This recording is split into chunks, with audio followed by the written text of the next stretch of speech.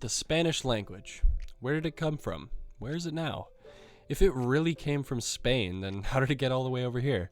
Why do these American cities have Spanish names? All of life's big questions answered in less than 10 minutes. Wow!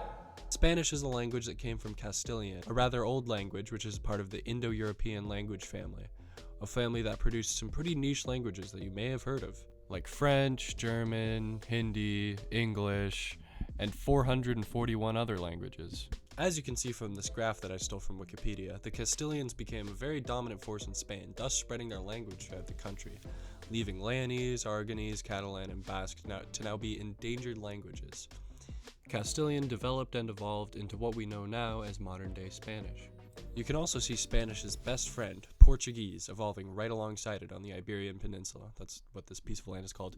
And despite what some may assume from the similarities in the language, Portuguese did not actually evolve from Spanish, but rather had a common ancestor 1,000 years ago. Now, that's all pretty nifty, but how did Spanish get to the Americas? The year is 1492.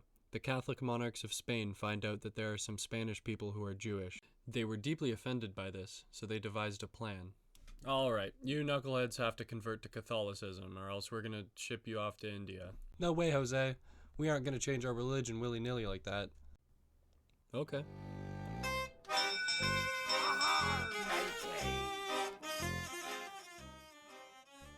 Where'd they say they were taking us again? India, I think. Oh, that's right.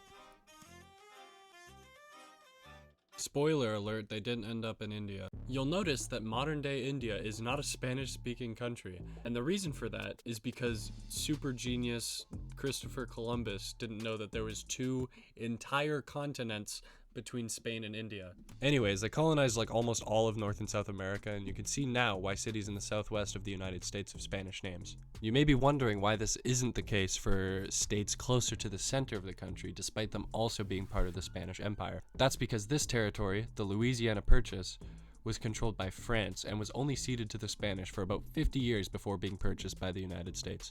So there wasn't enough time for the language to spread on a country-sized scale, unlike these states which were owned by the Spanish for a lot longer. You may also be wondering why Spain didn't colonize Brazil, despite colonizing the rest of South America and instead just leaving it to the Portuguese.